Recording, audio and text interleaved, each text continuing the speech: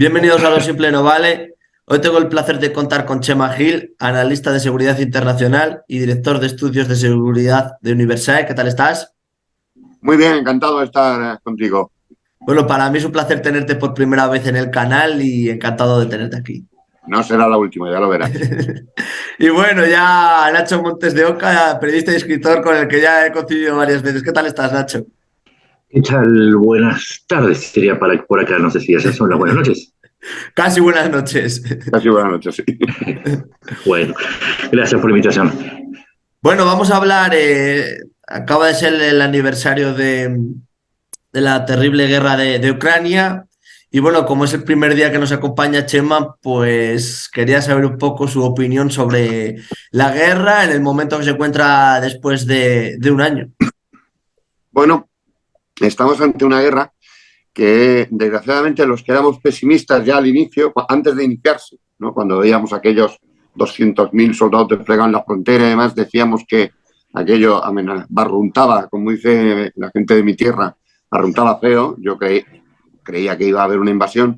Es verdad que yo creí que se iba a producir buscando la unión de Rusia con la península de Crimea sin solución de continuidad por el este, ¿no? Por el Donbass, Lugansk y Donetsk, pero nos encontramos con una guerra que se inicia por diferentes frentes, bastante fracasados en algunos casos, que al final tuvieron que converger y demás. Un año después estamos ante una guerra sorprendente en cuanto a, al menos es mi punto de vista como analista, me ha sorprendido absolutamente, absolutamente, o casi relativamente, me ha sorprendido las grandes fallas logísticas del ejército ruso frente a un ejército ucraniano que, si bien no era el del 2014, estaba ya más preparado. Ciertamente la segunda potencia militar del mundo debiera haber resuelto la cuestión de Ucrania,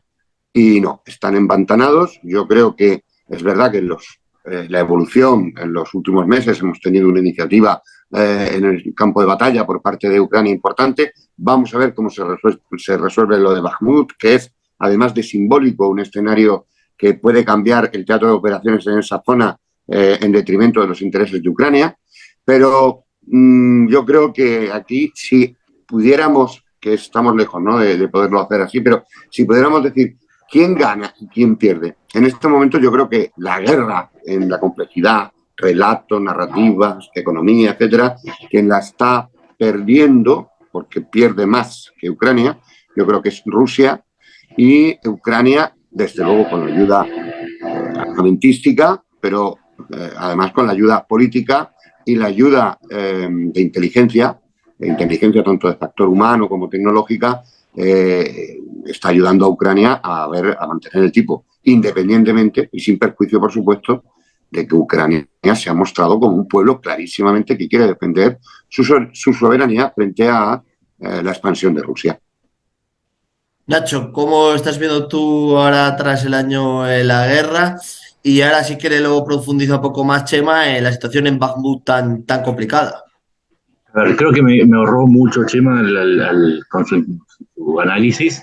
Solamente voy a agregar que se suponía que hoy estaríamos hablando de una Ucrania ocupada por Rusia, 3 días después de que se inició la invasión.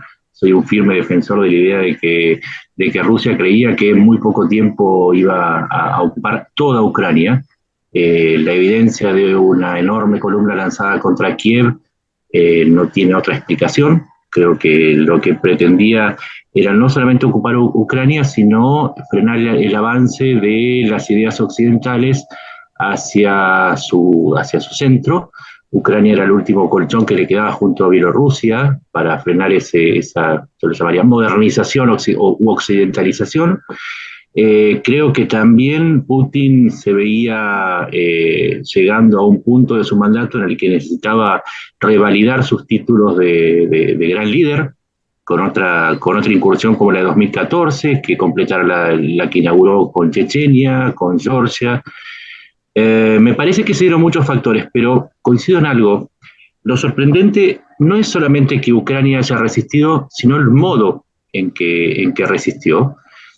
y el nivel de daño que le ha causado. Porque hay que también hacer una salvedad. Occidente está ayudando, es cierto, está proveyendo de tanques, misiles, radares, inteligencia, pero los que ponen el cuerpo son los ucranianos. Esto es muy importante. Hay un factor, si se quiere, que es militar, pero que no es del todo militar, que es la determinación a pelear.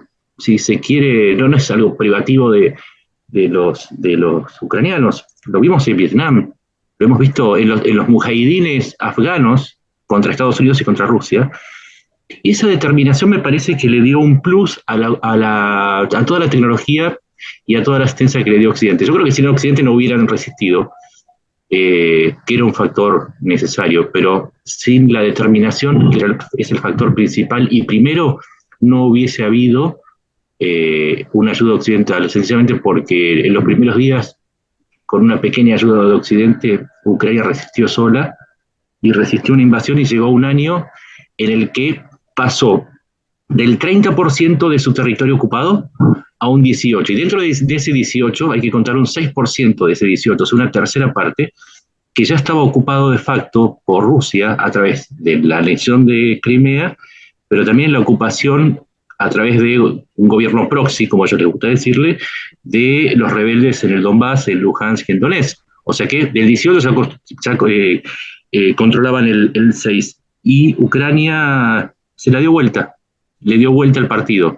Le dio vuelta al partido y a un año no sé si van empatando. Me parece que hay una leve ventaja ucraniana porque Rusia hoy está gastando sus últimas reservas en Bakhmut, por eso, y ahí te voy a dar paso, Chema, en un desgaste que me parece a mí, y es una apreciación personal que puedo explicar si es necesario, pero no sé si va a hacer falta, me parece a mí que la carrera contra el desgaste no lo está haciendo Putin contra Ucrania, sino Putin contra sí mismo, viendo qué puede hacer en Bakhmut que no ha logrado en otros frentes. Esta es mi apreciación primaria.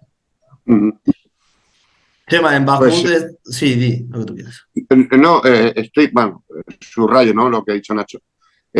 Bakhmut, desde luego, es un momentum, ¿no?, bélico que es muy importante. Es verdad que parece ser que, bueno, lo que estamos viendo es que Rusia está sacudiendo muy fuerte, incluso con aviación, pero yo, al menos con los fixers que he podido hablar, no estamos en una situación de huida o desbandada de las fuerzas militares de Ucrania. Por lo tanto, es una situación extremadamente tensa, hay pérdidas significativas, pero fíjate que los que están intentando romper y definitivamente, en fin, abrazar Bakhmut para quedársela, no son ni siquiera las fuerzas regulares rusas, sino los Wagner.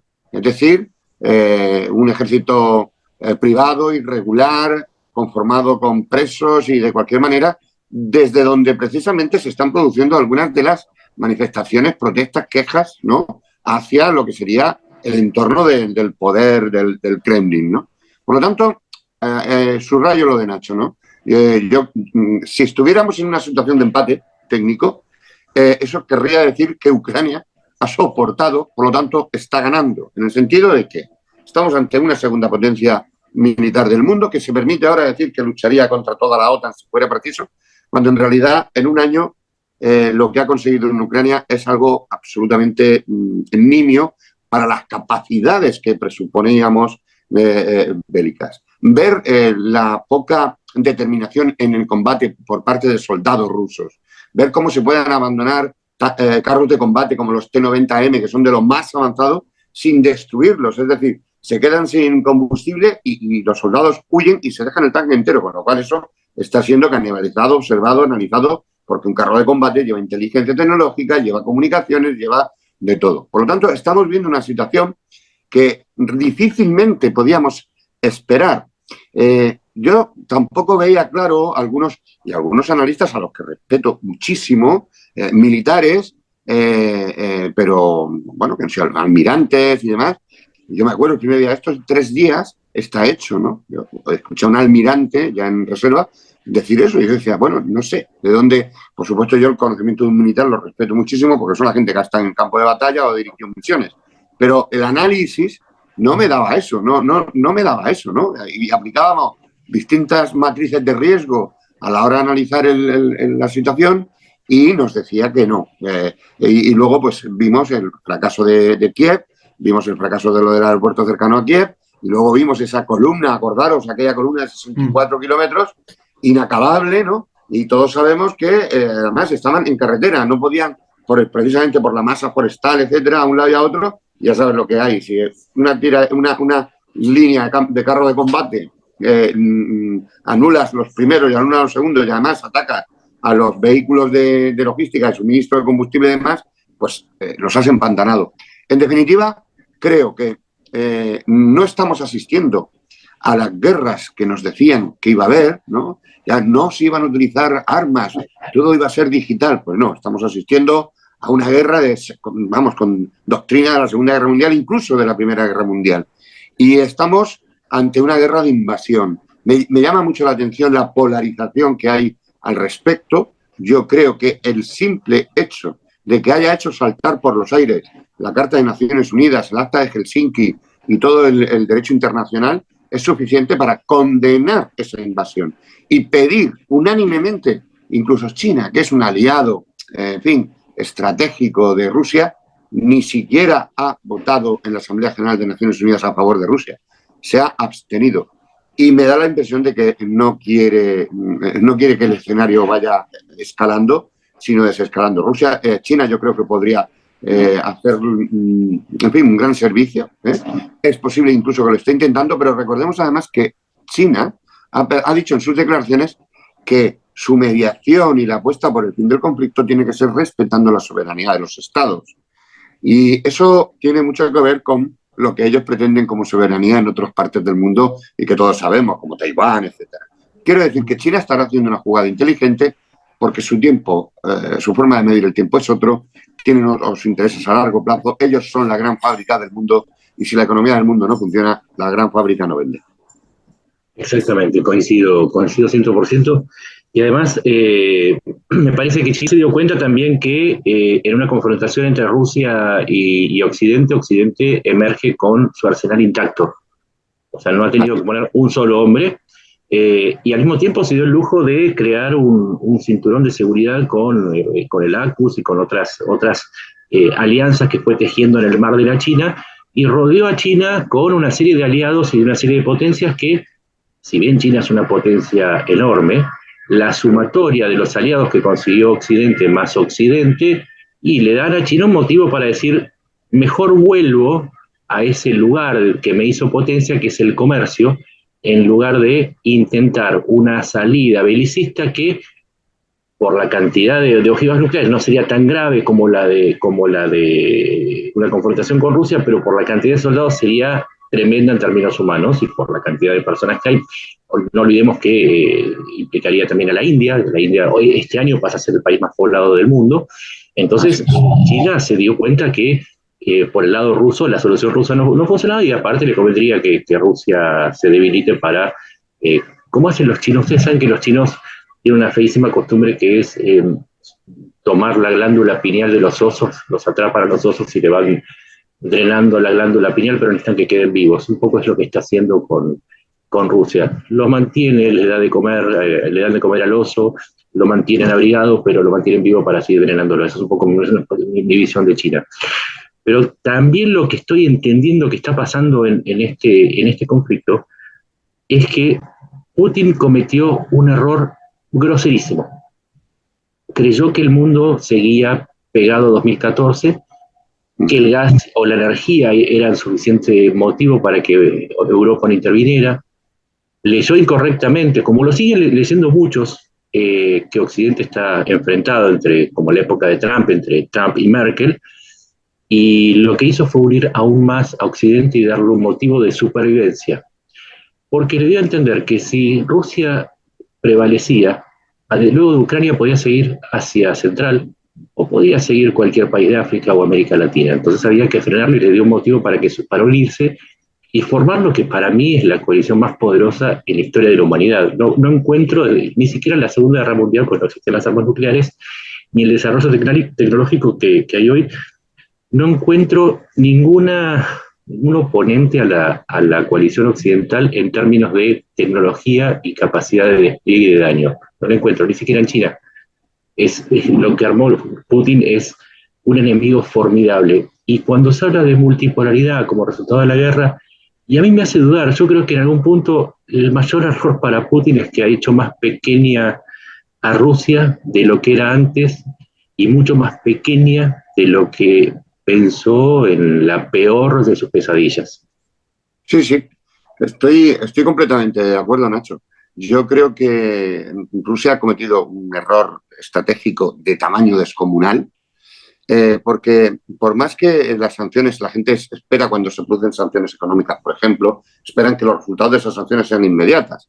Rusia ha sentado un daño para su economía en relación con las sanciones internacionales que va a durar años, que va a durar años. Pensemos que es un país que tiene una renta per cápita en relación con su PIB de un país prácticamente del tercer mundo. Pensémoslo.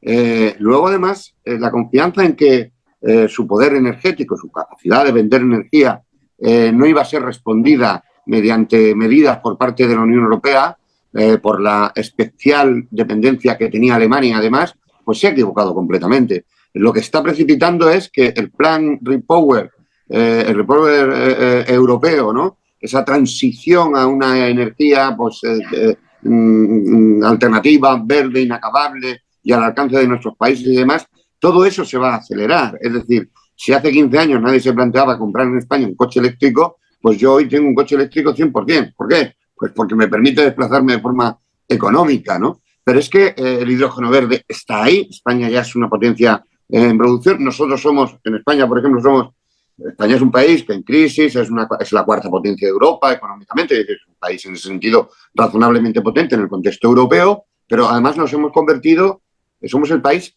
con la mayor capacidad de regasificación para poder distribuir al resto de Europa. Nosotros estamos mandando gas a Marruecos, el gas licuado que nos llega de Estados Unidos, que algunos seguramente está comprado a los rusos. Pero como tú señalabas muy bien el papel de China, China casi le conviene esta debilidad de Rusia. Precisamente le conviene mantener ese, sí, yo estoy aquí, yo te apoyo, no te voto a favor en la Asamblea de Naciones Unidas, que ahí es donde yo quiero ver a China y está votando, está absteniéndose, por lo tanto, dándole el favor a la mayoría de los países que están votando en contra, que están condenando. Pero de lo que sí se está aprovechando China es de los recursos energéticos, de los que tanto está necesitado China, porque China necesita mucha energía, y además se lo está comprando, no te preocupes, el gas te lo compro, el petróleo te lo compro, pero eso sí, te lo voy a comprar a mi precio. Con lo cual China está haciendo una jugada de largo recorrido que beneficia a ese plan suyo de la nueva ruta de la seda, etcétera, del que podríamos hablar otro espacio interesantísimo, porque ellos tienen su objetivo. Xi Jinping no es ningún... Xi Jinping, basta conocer su historia personal. Xi Jinping venía de haber sido, en fin, condenado, su padre, detenido, y es un hombre que ha sabido crecer en el Partido Comunista Chino con todo lo difícil que es eso, y ha conseguido ni más ni menos que se cambie la legislación, la Constitución, para ser el presidente ad perpetuam, lo cual le permite a ese país tener unos planes a 30, 40 años vista, cosa que las democracias occidentales, precisamente porque son democracias y hay que rendir cuentas y hay elecciones, pues esas estrategias a largo plazo, 50 años vista, pues no sé si conseguirá convertirse en el hegemón, lleva camino. Hoy por hoy, militarmente, como muy bien señalabas, Nacho, no hay una potencia en China y Rusia juntas, ni siquiera juntas, para poder enfrentarse a todo lo que supone la OTAN no, eso es imposible. Estamos hablando de los 30 ejércitos más importantes del mundo, fuera de estos dos. Y además varios de ellos con potencia nuclear. Por lo tanto, sí, y además, disculpame que te interrumpa, y Japón, Corea del Sur y un montón de estados asociados a Occidente que terminan de hacer una justo en el anillo rodeando a China. Quiere decir que meterse China en un conflicto así, pues yo no lo veo tampoco, no lo veo. En un análisis, quizás si me pongo a hacer un análisis ya aplicando matrices y tal, a lo mejor vemos, pero no se ve. Y yo creo que esta guerra, vamos a ver, porque esto va todavía para largo, pero yo creo que al final Rusia lo tiene complicado, lo tiene muy complicado. Y esto no quiere decir que queramos más guerra. Estamos simplemente haciendo un análisis, pero yo no creo que Ucrania en estos momentos, sabiendo lo que le va a llegar de ayuda, que le va a llegar mucha ayuda, le está llegando ya de hecho, pensando en las próximas semanas, yo no creo que Ucrania esté dispuesta a ceder ni un ápice de su territorio e incluso intentará recuperar Crimea, algo muy complicado, ciertamente, pero que lo va a intentar. Totalmente, sí. Mira, yo justo estaba por publicar un hilo, hice un recuento del costo que tiene para Rusia esta guerra. Conté tanque por tanque, avión, helicóptero, todo lo que está registrado como caído, verificado visualmente, y luego le sumé los costos de operación en salarios, básicamente, y llegué a un número tremendo, que son 57.000 millones de dólares verificables. Verificables. Ningún país puede sobrevivir con ese nivel de gastos en un año, sobre todo porque el presupuesto de Rusia, el presupuesto total es de 88.000 millones, o sea, está gastando absolutamente... yo hice los cálculos corroborables, de los gastos corroborables, así que tiene que haber sido mucho más el gasto, pero bueno, si se acerca tanto a su presupuesto anual de defensa y además conté 39.000 millones de dólares de asistencia militar de Occidente a Ucrania, que representa la mitad del presupuesto de Rusia y más de lo que perdió en el campo de batalla, entonces uno analiza las perspectivas y dice, bueno, está perfecto, sí, Rusia es una enorme potencia, pero si ahora estuvieran vendiendo acciones de Rusia y de Ucrania, yo compro las de Ucrania. No voy a decir que lo que estoy diciendo es compro acciones de Ucrania porque tiene una base mucho más sólida para hacer guerra, y si me equivoco, me equivocaré. Pero hoy, que es 1 de marzo, si me preguntas qué pasaría, y bueno, yo creo que las perspectivas de Rusia no son buenas. Quizás en un mes cambien, y quizás tenga que cambiar yo de opinión porque las perspectivas cambian. Pero hoy, haciendo los cálculos y haciendo... La otra vez publiqué otro hilo donde hablaba de las pérdidas de Rusia, y no saqué la cuenta final del hilo, pero sí la tenía. Ya ha perdido casi 500.000 millones de dólares entre el lucro cesante, inversiones caídas y mercados que ya no proveen como por ejemplo el europeo. 600.000 millones de dólares, 57.000 millones de pérdidas militares, y tenemos a Ucrania respaldada por Occidente. Eso es el análisis del cual yo parto para decir lo que suceda en Bakhmut es importante, pero si uno ve la película, pásenme el que vende las acciones de Ucrania que yo le compro. Sí, sí. Es verdad, nosotros estamos haciendo un análisis de situación, ¿no? Y evidentemente la evolución de un conflicto bélico, pues fíjate, ¿no? Aquí todavía estamos contemplando la posibilidad, incluso yo no las veo, pero el uso de armamento nuclear táctico, yo creo que eso ni siquiera sería permitido ni admitido por China, y podría poner a una situación a Rusia incluso en lo peor, porque una vez ya empezamos con el uso de ese tipo de armamento, entramos ya en una fase un poco, en fin, bastante diferente a la actual. Pero a la gente, por ejemplo, que nos esté viendo, para que se haga una idea de los volúmenes económicos que estaban manejando. Vamos a ver, si tenemos 250.000 soldados movilizados en Ucrania por parte de Rusia, hay que pensar que esa gente necesita desayunar, comer, merendar, cenar, dormir, necesita campamentos sanitarios, necesita rotaciones, porque tú no puedes tener a un tío peleando 24 horas sobre 24 horas. Quiere decir, la logística, sin logística no puede vencer nadie una guerra. Pero pensemos lo que es tener 200.000 comidas y 200.000 cenas y 200.000 desayunos. O sea, solo pensemos en eso, en lo básico, en el desayuno, comida y cena, con las calorías necesarias y las proteínas necesarias y los hidratos de carbono necesarios para enfrentar la situación sobre el terreno, que es climáticamente durísima, durísima. Pero además necesitas campos de asistencia sanitaria para los heridos, etcétera. Y todo eso no lo estamos viendo. Conviene recordar, yo siempre lo recuerdo en estos días, lo que decía Cicerón y luego más tarde dijo Napoleón: para ganar una guerra necesito 3 cosas, solamente 3 cosas. Dinero, dinero y dinero. Y Rusia, dinero y dinero, dinero no tiene, y además cada vez le queda menos. Precisamente por los cálculos que estabas haciendo, que son más que razonables y seguramente muy prudentes, porque ese gasto de 57.000 millones yo estimo que puede ser mayor. Es verdad, yo no soy un técnico en economía, pero puede ser mayor. Y luego hay que poner de manifiesto que Rusia el Kremlin se ha encontrado con lo que no se había encontrado, al menos de manera tan evidente, hasta ahora, desde que en el año 91 cae la Unión Soviética y desde que Putin llega al poder. Y es la contestación interna. Es que cuando han muerto 20.000 o 30.000 soldados, han muerto 20.000 o 30.000 personas de 20.000 o 30.000 familias dentro de un país, y lo que al principio puedes ocultar, eso al final no se oculta. Los miles de las personas detenidas, las personas movilizadas a la fuerza porque han participado en manifestaciones, todo eso además le lleva a una situación interna del país, creo que comprometida. No digo que sea ahora mismo un líder odiado, no lo digo, pero yo creo que está cada vez más comprometido y con lo que parece ser un entorno de dirigentes un poco complicado. Mira, te voy a hacer un cálculo para que veas que estás en lo cierto. Esto lo voy a publicar en unas horas. Cada recluta ruso recibe $3.100, o sea, son 195.000 rublos, son $3.100. Pues sí, más o menos 3.100 euros, sí, más o menos, sí. Tenemos hoy, cuando se le sumaron los 230.000 reclutados, hoy llegan a 345.000 los reclutados. ¿Saben cuánto representa el gasto mensual solamente en salarios? 896 millones de dólares por mes. Ahora, si hago el prorrateo midiendo primero medí antes de la movilización y después de la movilización con el aumento, me dio un gasto en salarios, solamente en salarios, de 7.684. Y acá viene la otra cuestión.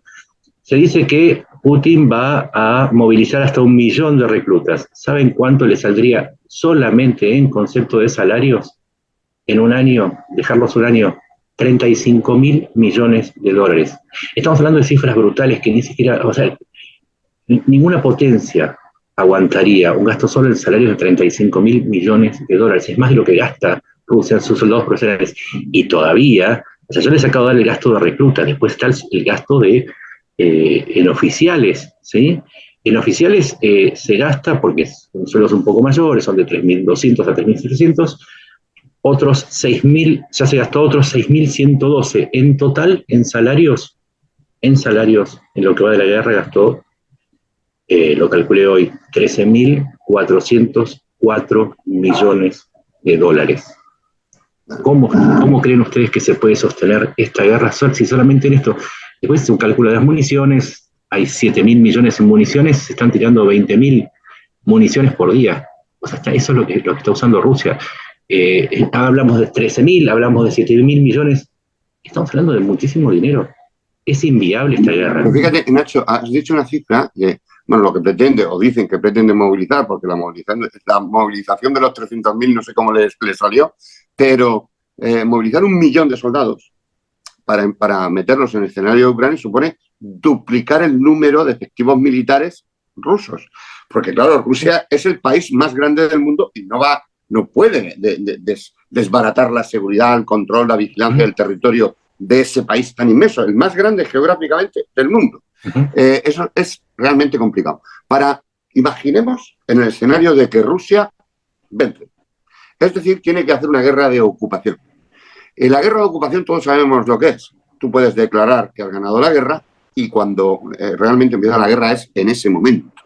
Ocupar un país como Ucrania requiere 1 millón, en torno a 1 millón de soldados. Es decir, tener la bota en el suelo de 1 millón de personas dispuestos a aguantar la guerra asimétrica, porque empezaría entonces una guerra asimétrica. Y es bombas, francotiradores, y eso es minar la moral, la poca moral que hasta ahora ha mostrado los efectivos militares que se han incorporado al escenario bélico de Ucrania. Pensemos que Ucrania ha creado una legión extranjera, que es la legión rusa. Es decir, de rusos que fueron movilizados por el ejército ruso y que, llegado al teatro de operaciones, se han hecho ucranianos. ¿Por qué? Pues porque Ucrania y Rusia, los ucranianos y los rusos no quieren pelear contra los ucranianos, el pueblo. Además, el pueblo ruso no se siente concernido por una amenaza de Ucrania. Es que es imposible. Por eso se está yendo la gente más preparada, la gente joven, la gente que puede aportar un valor añadido. Y eso es una descapitalización que Rusia no se lo puede permitir, y unido a la crisis económica que sí o sí experimenta y va a experimentar, yo creo que no vaticina nada bueno para Rusia esta guerra. Es verdad que un escenario bélico puede cambiar, puede ser tal, y tendremos que realizar y revisar los análisis. Pero como tú bien señalabas, Nacho, si hubiera que comprar acciones, yo desde luego las compraría de Ucrania.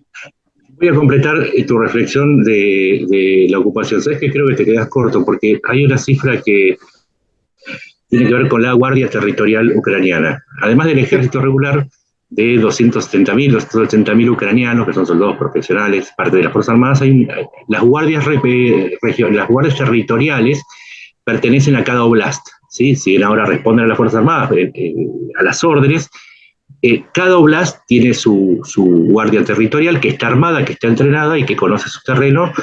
¿Saben cuántos son hoy? Son 630.000 hombres. Supongamos que por alguna de esas cosas Rusia lograra ocupar toda Ucrania. Tendría 680.000 personas armadas que potencialmente podrían hacer una resistencia, que yo te digo que no sé si con ese millón les alcanza.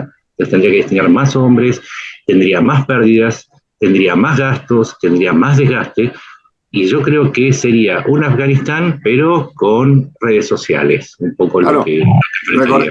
Recordemos que las guerras de ocupación generalmente salen mal para el que ocupa, y la guerra de ocupación de la Unión Soviética en Afganistán durante 10 años terminó saliendo todos los soldados rusos con el rabo entre las piernas por el puente de la amistad fuera de Afganistán.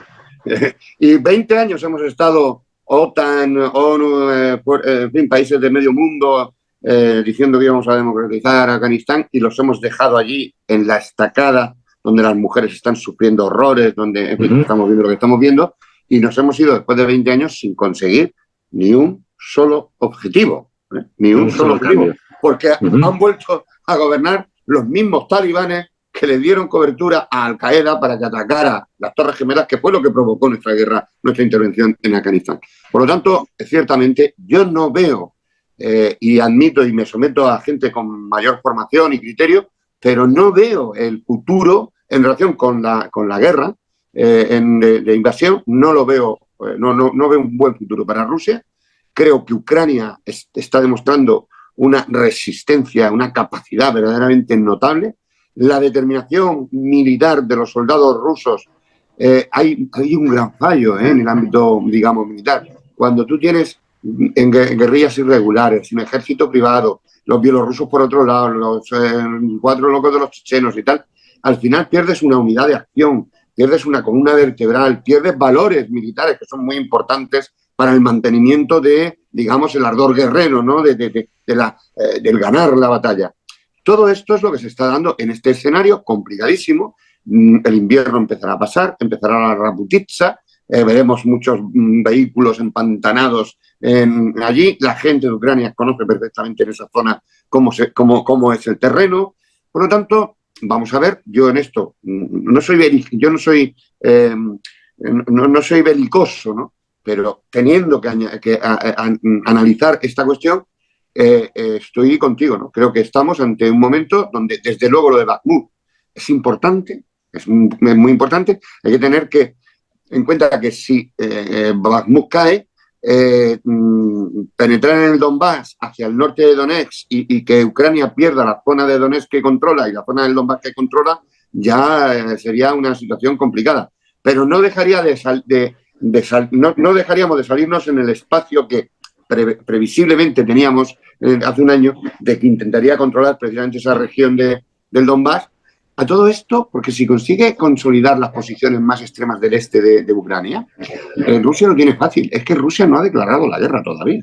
Está en una operación militar especial que empezó cuando y cómo quiso, y que la pueda dar por terminada cuando y cómo quiso, manejando el discurso que quiera, cerrando la información que les resulte crítica y vendiéndole a los rusos que han conquistado un territorio cuando no es así.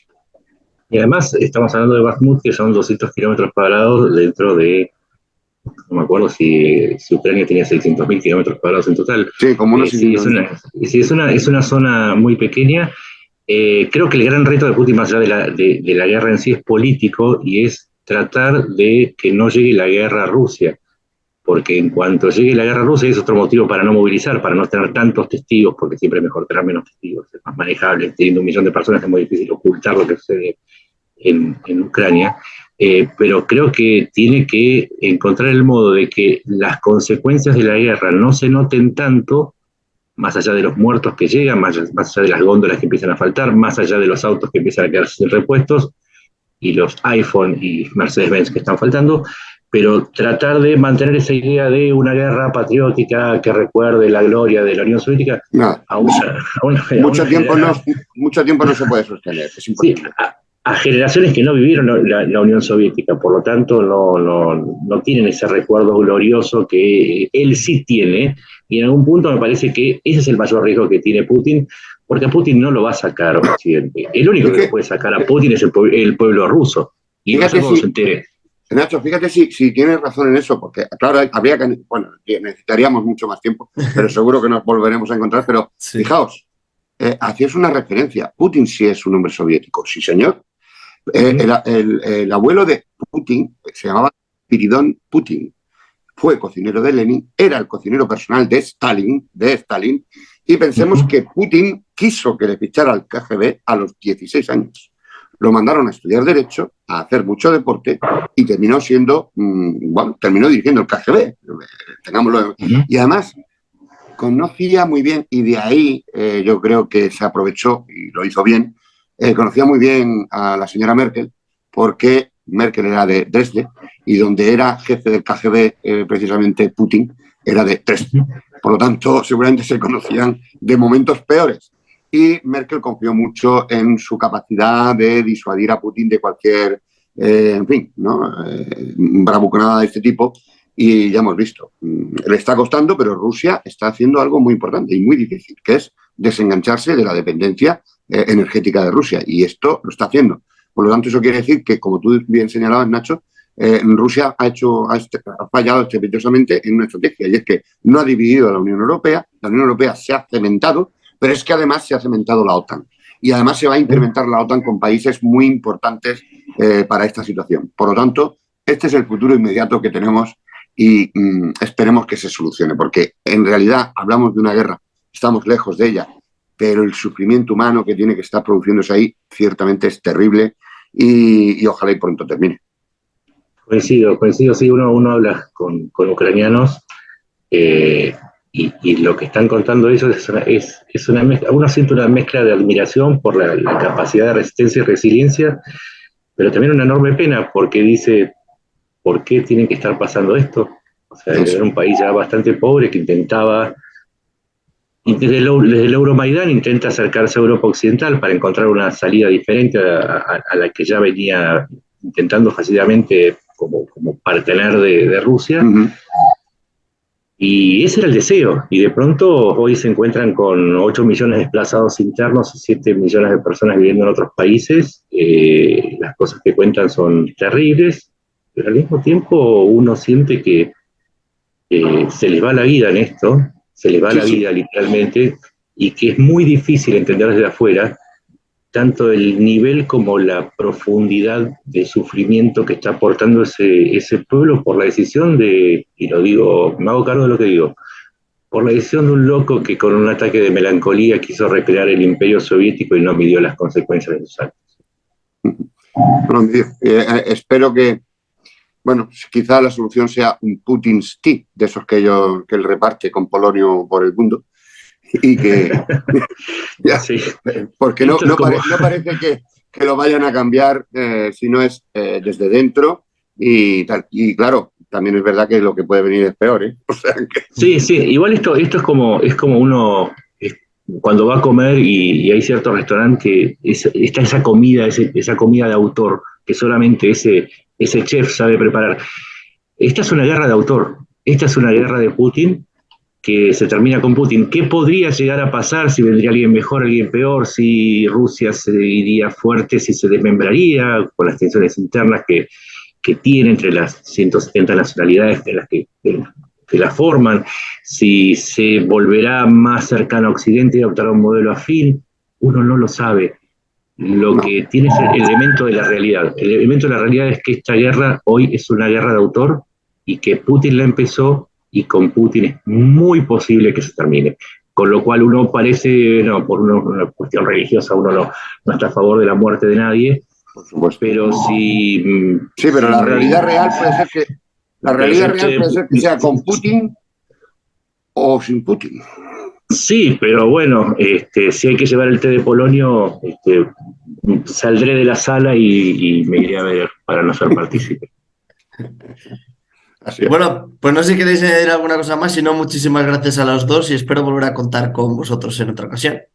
Pues yo encantado, oye, es la primera vez, pero no hay primera sin segunda, como decían los mexicanos. Sí, cuando quieran estoy, es un gusto enorme. Nacho, encantado, un Muchísimas abrazo. gracias. Lo mismo digo, gracias a todos. Un abrazo, adiós. Adiós.